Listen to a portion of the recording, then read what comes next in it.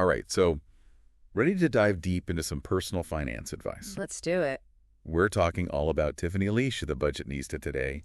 It seems like a lot of her advice Yeah. is really relatable to just about everyone. What really struck me was how she, goes beyond just the numbers and like really gets into that emotional baggage that can come with money. Oh, absolutely. I mean, I think we've all had those moments, maybe avoiding opening bills or, Right. just feeling that overwhelm. And she has that quote that I absolutely love. Fear makes the wolf bigger than he is. So true. And it's like we just let that fear kind of take over and prevent us from actually doing anything. Right. And her whole approach is about taking action. And it starts with this idea of a money list. Okay, a money list. Yes. So that sounds much less scary than a budget. I think so. So what is a money list? Well, it's really about taking a deep dive into your spending habits. But the interesting thing is it's not about restricting yourself. Got it. It's about empowerment. Okay. Like, think of it as your inner financial advisor who's helping you I love that. decide where your money's going. So how do we create this money list? Where do we even start? Well, it can feel a little overwhelming at first. Sure. But you start with categories Right. like rent and groceries and transportation and entertainment, and then you get really specific over the course of a month. So we're tracking every single expense. Yeah. And honestly, you'll be so surprised at what you discover. Oh, I bet like all those forgotten subscriptions. Yes, exactly. Yeah. Those add up. Tell me about it. Yeah. I found 3 streaming services I wasn't even using. Yeah. Once I sat down and actually looked at my bank statements. So we've tracked everything, and then what? All right, then it's time for the tears and tissues step, as Tiffany calls it. Okay, the tears and tissue step. So this is where you add up all your income, and then you subtract all of your spending, and, well, it can be an emotional roller coaster. I bet. Yeah. She even recommends having a friend there for support. Oh, absolutely. I mean, Yeah. it's good to have that support system. Just like a financial intervention. It is, but in a good way. In a good way. Yeah, in a good way. So we've faced reality. Mm. We've maybe dried our eyes a little bit. What's next? All right, well, now here comes the fun part. Tiffany has this really genius system Okay. for taking action. Lay it on me because I love a good action plan. All right, so this system involves setting up 4 bank accounts. 4. Yes, 4. Okay.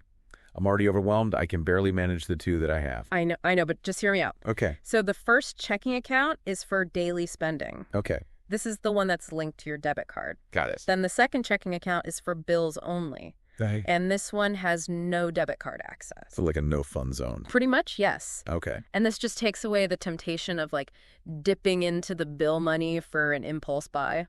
That is smart. Yeah. So that's the 2 checking accounts now for the savings accounts. Okay. We have one that's for your emergency fund. Okay. And this should be a high yield online savings account preferably. Okay. And high yield. So it's actually making me some money. Exactly. Got it. And then the second savings account is for goals. My vacation fund. Exactly. And that one should also be a high yield online savings account. I like it, a dedicated space for my goals. Yes. Okay. So we have the 4 accounts. What's the next step? All right. So now for the real magic, you set up automatic splits of your income into these accounts. Oh. Yeah. So like I don't even have to think about it. Exactly. You don't have to do the willpower battle every single month. I love that. It's just done for you. So I could swipe my debit card Yeah. guilt-free, Absolutely. knowing that my bills and savings are taken care of. Exactly. And that's what Tiffany's all about. She wants to take that mental load off Yeah. of managing your money so you can actually focus on the things that are important to you. I'm feeling less stressed already, Good. just thinking about this. I know. Okay, so we've covered budgeting. We've covered, kind of setting up a system Yeah. for managing money. Yeah. What's next? All right. Well, now let's talk about something that probably stresses a lot of us out. Debt. The D word. I know. But, from the sources that you sent, it seems like Tiffany has a really refreshing way Right. of approaching debt. She does. She's all about creating a debt list. Okay. So you really outline everything. Right. You know who you owe, how much the interest rates are, the due dates. Okay. But, and I think this is really key, she also wants you to note the emotional impact that each debt has on you. That is so interesting. I've never even thought about that before. But I do know Yeah. that some debt, weighs on me heavier than others, even if it's like a smaller amount. Absolutely. And I think that's why she has these 3 different methods for tackling your debt. Okay, let's hear them. So first we have the snowball. Okay, the snowball. Then we have the avalanche and then the tsunami. Okay, those all sound a little intense. I know, but they're really not that bad. Okay, so let's break them down one by one, starting with the snowball. All right, so the snowball method is all about momentum. Okay. You tackle your smallest debt first Okay. to get that quick win. Got it. Then you roll that payment amount to the next smallest debt, and you just kind of create the snowball effect. Ah, so it's like gaining momentum as it rolls downhill. Exactly. Okay, I like that one. Yeah. And then we have the avalanche method. Okay, the avalanche. This one is more strategic. Okay. You're targeting the debt with the highest interest rate first, so you're trying to save yourself money in the long run. Yeah, that makes sense, especially if you have some of those like Right. high-interest credit card debts. Exactly. And then lastly, we have the tsunami. Okay, the tsunami, that sounds very emotional to me. It is. Okay. This one is about tackling the debt that is causing you the most stress, regardless of the amount or the interest rate. So sometimes peace of mind is worth more than a few dollars in interest. You know, I had a student loan debt. It wasn't a huge amount. Yeah.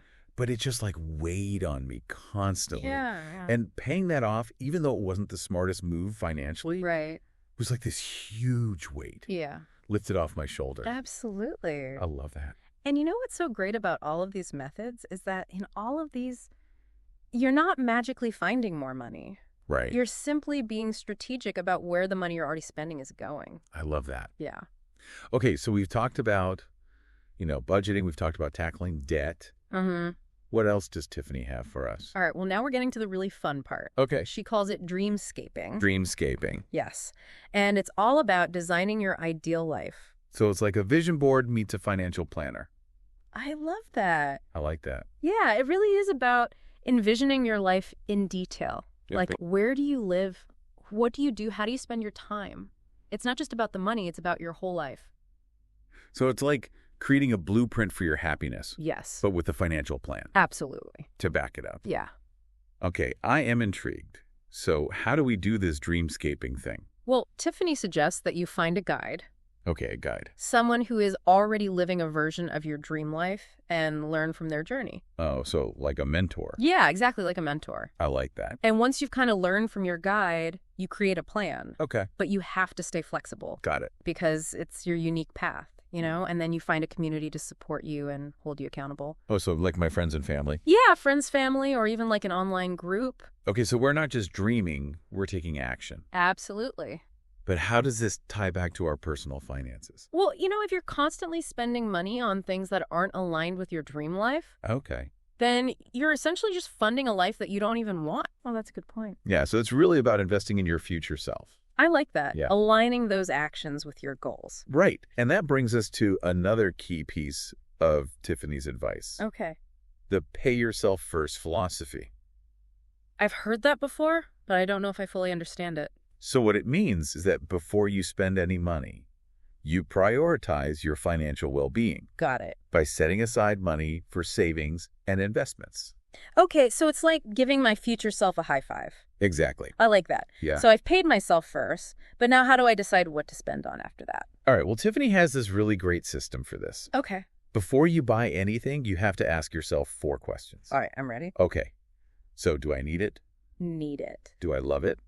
Love it. Do I like it? Like it. Do I want it? Want it. Okay, those are good questions. Yeah. And so, obviously the needs are at the top of the pyramid. Yeah. That's your rent, your groceries. The centrals. Exactly. And then loves. These are things that bring you lasting joy.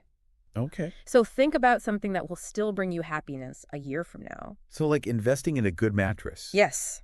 Because that helps my sleep and my well-being. A great example. For years to come. Exactly. Okay, so need love. And those are things that bring you maybe like 6 months of joy. So like a trendy pair of shoes. Yeah. And then lastly, we have the wants. Okay, go wants. And these are those instant gratification purchases. The ones we regret later. Yeah. Because when you're scrolling social media and you see something, you're like, oh. Yeah. I need that. And then you buy it and then you're like, why did I buy that? Okay. So if we prioritize our needs and our loves, yes, we're ensuring that our money is really aligning with our values and things that are going to bring us long-term happiness. You got it. I like that framework a lot. Good. So we've covered budgeting and tackling debt, dreamscaping, prioritizing our spending. Yeah. What's next? All right. So now let's talk about something that can be really intimidating for a lot of people. Oh, hit me. credit scores. Our credit scores. Yes. This mysterious number that kind of controls our financial lives. It feels like that, right? It does. But Tiffany has this great way of explaining it. Okay. Think of it like your financial GPA. Okay. So it's a measure of your financial responsibility, and it can impact everything. Wow. From getting a loan to renting an apartment. So it's like our financial report card. Exactly. And the higher your score, the more opportunities you have. Okay, so how do we boost this score? What can we do? All right. Well, those credit monitoring services can be helpful. Yeah. But Tiffany really emphasizes understanding the basics first. Okay. The basic. So your payment history makes up 35% of your score. Okay. And the amounts you owe make up another 30%. So paying my bills on time and keeping that debt low are key. You got it. But that's easier said than done sometimes. Yeah, and that's where that automation can be a real game changer. Oh, right. Setting up those automatic payments so I don't miss any bills. Exactly. And, in using those debt payoff methods that we talked about, that can help you keep that credit utilization ratio low. Credit utilization. What is that? It's basically how much of your available credit you're using. Okay. So a good rule of thumb is to aim for below 30%. Okay, below 30%. So if you have a $10,000 credit limit, you want to try to keep your balance under $3,000.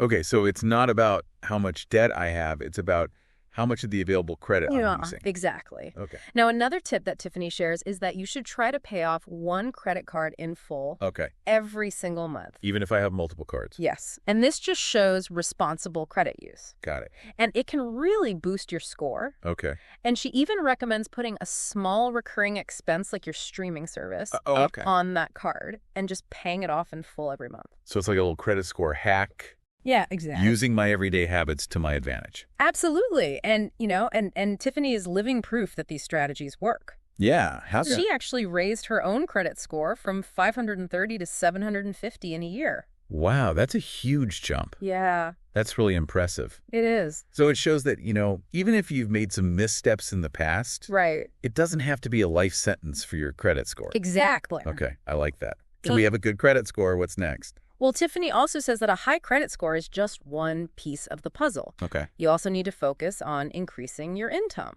Okay, so we're not just talking side hustles. Well, not necessarily. Okay. It starts with advocating for yourself at your current job. Oh, okay. So do you have a system for tracking all of your accomplishment? Oh, not really? Well, Tiffany calls this a Go Me file. A Go Me file. Yeah, so every time you achieve a goal, exceed expectations, or get positive feedback, you document it. Oh, okay, so it's like a professional brag book. Pretty much. I like that. Yeah, and this way when it comes time for a raise or a promotion, you have concrete evidence to support your request. I love that it takes the emotion out of it, and it's all about the facts. Exactly. Okay. And then, if a side hustle is necessary, then, you should try to choose something that you already have skills in or a related degree. So it's like if I'm a graphic designer by day, I should freelance on the side as a graphic designer as opposed to trying to become a dog walker just because it's trendy. Exactly. It's all about leveraging those skills. Okay. And Tiffany has this great term, illustrate your Oprah. Okay, remind me what that means again. So it means making your value so undeniably clear that employers or clients will be happy to pay you what you're worth. Okay, so it's about showcasing your skills and accomplishments in a way that no one can ignore. Exactly. So it's like, hey, look, I'm awesome and here's the proof. I like that. Good. Okay, so we have covered so much. Yeah. We've talked about budgeting and credit and increasing income and, all of these different strategies that Tiffany recommends. Yeah. But I think one of the things that's so refreshing about her approach is that it's both strategic and compassionate. Absolutely. She's not just throwing out these numbers and systems. Right. She's really acknowledging that there's this emotional reality when it comes to managing money. Right. It's not about being perfect. It's about finding what works for you and making progress one step at a time. I'm still thinking about those 4 bank accounts. It's like a mental declutter for your finances. Right. And it's so simple but so effective. And in one of the articles you sent, she talks about how she used to lie to her best friend. Right. About her money struggles and felt so much shame and embarrassment.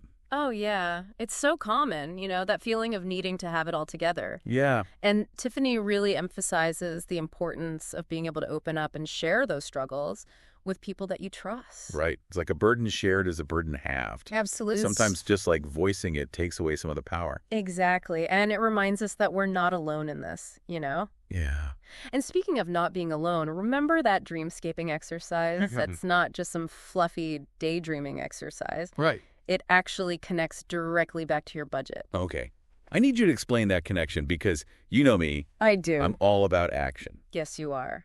So when you clearly define that dream life, it helps to prioritize your spending. Okay. So suddenly that impulse buy doesn't feel as appealing if it doesn't fit into that big picture. So it's like a built-in filter for my spending decision. Yes, if it doesn't contribute to the dream life, it's a no-go. I like it. And it probably helps with motivation for saving, too. Oh, absolutely. Because when you're excited about that dream vacation or, early retirement, you're more likely to make those pay yourself first contributions. It's like giving your goals a visual representation. Exactly. And it shifts your focus from deprivation to excitement about what you're building towards. Okay. I like that shift. Speaking of shifting, Tiffany also talks about understanding our money story. Yes. I thought that was so fascinating. It's such a fascinating concept. Yeah. It's all about those beliefs and attitudes that we develop about money based on our childhood experiences. Right. So like if you grow up hearing money doesn't grow on trees. Maybe you're really cautious with your money as an adult, even when taking calculated risks could be really beneficial. That's a perfect example. Or, if your family constantly stressed about bills, you might carry that anxiety into your own finances, even if your situation's totally different. That makes a lot of sense. Yeah. So how do we rewrite these money stories? Do we just tell ourselves a new narrative? Well, it's a little bit deeper than that. It starts with awareness. Okay. So reflect on your early experiences with money. Okay. What messages did you receive from your family, your peers, the media? Yeah, you're right. I haven't really thought about how those early influences might still be impacting my decisions today. Right. And once you've identified those influences, you can start to examine those beliefs. Okay. Are they still serving you? Are they even based in fact? Or are they just assumptions that you've been carrying with you? Right. And if they're not serving you, then you can start to challenge them. Absolutely. And create new beliefs that actually support your goals. Yes, it's a process. Yeah. But it's so liberating. Okay, on a lighter note, I have to bring up my favorite Tiffanyism, illustrate your Oprah. Yeah, such a good one. It's such a good concept. Right. It's that reminder to make your value clear. Yeah. Whether you're negotiating a salary or pitching a business idea. Right. Or even just setting your freelance rates. So instead of just saying, oh, I'm good at what I do, you're like, and here's the proof. Exactly. Quantify your contributions. Yeah. Whenever possible, show how your work has made the company money or saved them money or improved efficiency. It's like, look at the data. Exactly. Here's why I deserve this. And remember that GoMe file? Oh, yes, the GoMe file. Your secret weapon? I'm picturing myself walking into my performance review. Yes. With my GoMe file. Yeah. Like a killer presentation. Confidence is key. Yeah. And remember, this is not bragging. This is just owning your value. Yeah. And advocating for yourself. I love that. What I appreciate about all of her advice is that it's strategic, but it's also compassionate. Yeah, absolutely. She doesn't just give you the numbers and the systems. Right. She gets that there's that emotional reality to managing money. Yeah, it's not about being perfect. No. It's about making progress. Exactly. Okay, so speaking of making progress, I remember her having some kind of controversial advice about saving something, about oversaving. Oh, yes.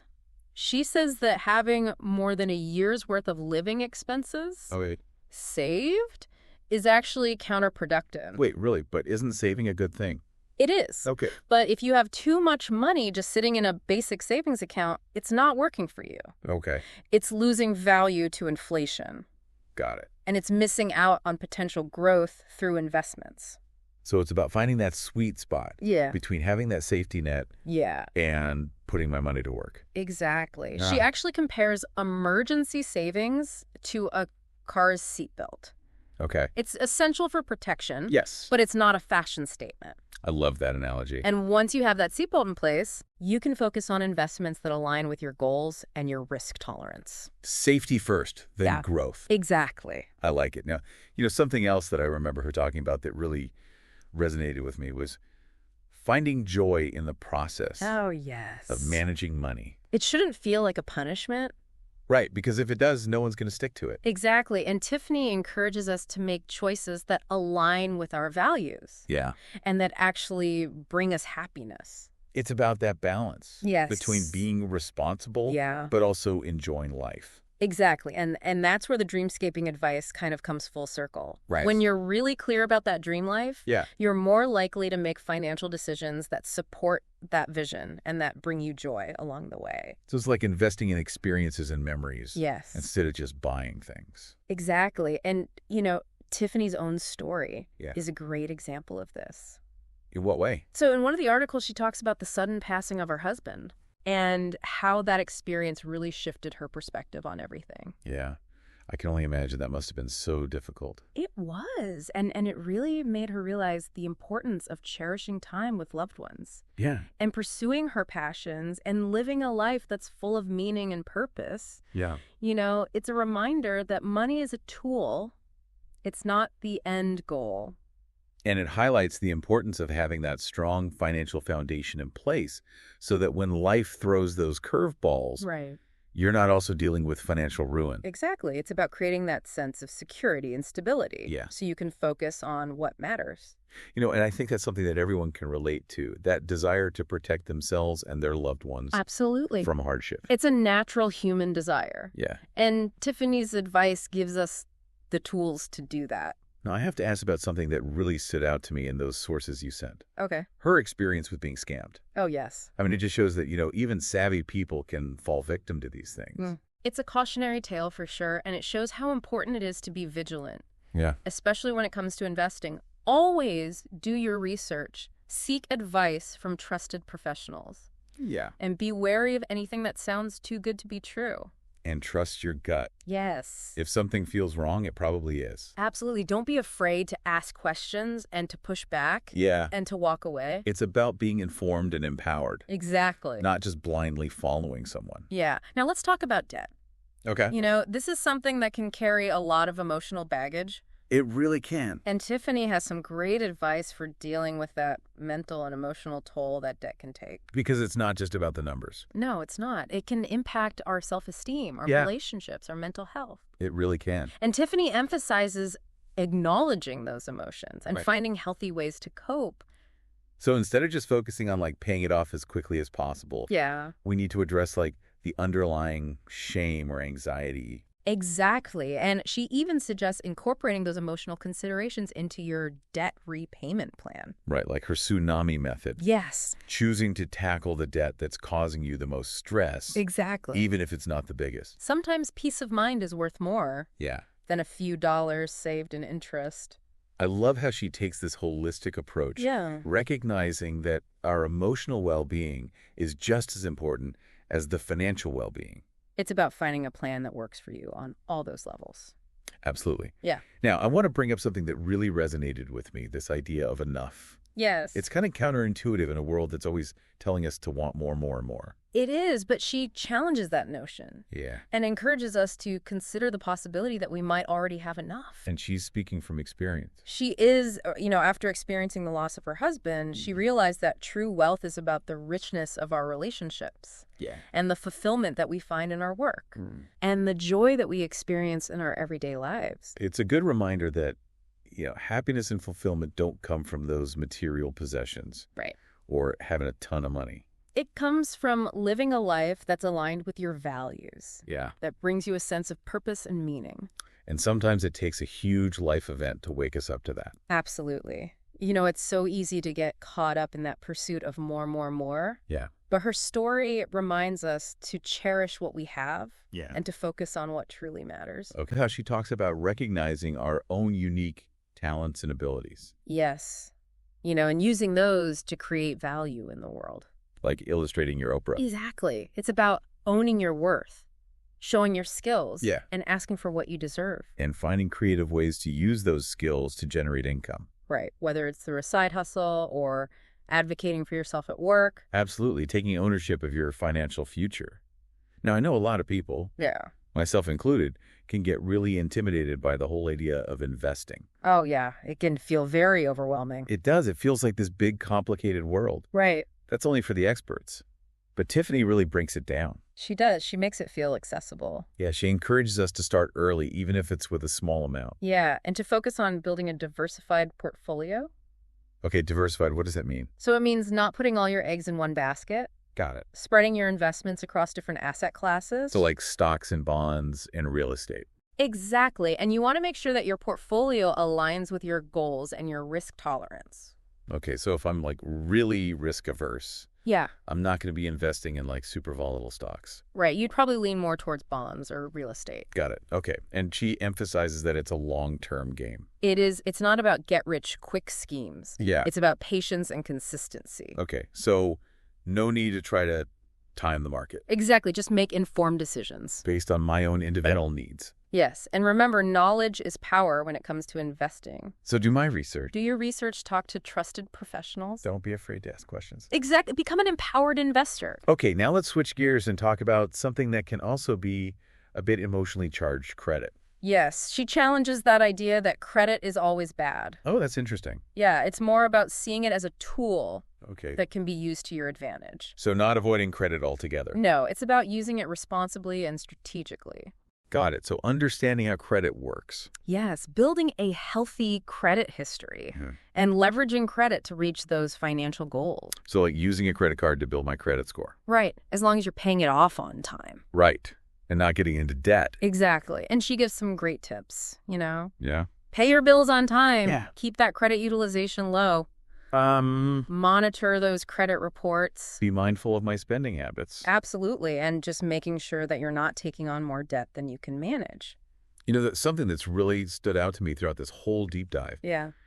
Is her emphasis on mindset. Absolutely. It's not just about learning the skills. Yeah. It's about creating that belief system that supports your financial goals. Right. Believing that you're worthy of financial success. She talks about the power of visualization. Yeah. That dreamscaping, bringing that to life. Creating that vision. Yes, and then taking action. Yeah, identifying and changing those limiting beliefs. Absolutely, replacing those with more positive and empowering thoughts.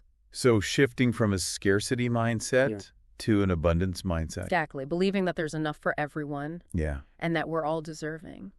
I love that. Yeah. Now let's talk about something that's obviously very close to her heart. Financial literacy for children. Yes, she credits her dad for giving her that strong financial foundation. Yeah, he was an accountant, right? He was, and she talks about how he would have these family meetings to talk about money, making it a normal part of their family life. That's so important, and it's never too early to start. It's not. Even young kids can grasp those basic concepts. Yep. And those early lessons can really set them up for success. Absolutely. Yeah. As we're wrapping up this deep dive, Yeah. I keep coming back to that African proverb that Tiffany shared: fear makes the wolf bigger than he is. It's so powerful, right? It is, because it's a reminder that our fears can hold us back. Especially when it comes to money. Yeah, we're afraid of making mistakes or not having enough, Right. Or, facing financial hardship. But Tiffany's message is one of hope and empowerment. It is. She shows us that we can overcome those fears. We can take control. Yes. And we can create that life of abundance and purpose. And it all starts with that first step. No matter how small. Exactly. Maybe it's creating that money list or setting up those bank accounts. Or having a conversation with a friend. Yes. About your financial goals. Just start somewhere. And be kind to yourself along the way. Absolutely. We all make mistakes. We do. The key is to learn from them and to keep going. Financial well-being is a journey, not a destination. And we don't have to do it alone. So let's support each other. Let's celebrate our wins. I love that. And remember that we all have the power to create a brighter financial future for ourselves and for our families. Well said. So thank you to Tiffany Alich for sharing her wisdom and inspiring us. Yes, thank you, Tiffany. To take control of our financial lives until next time, keep diving deep, keep learning, and keep reaching for your dreams.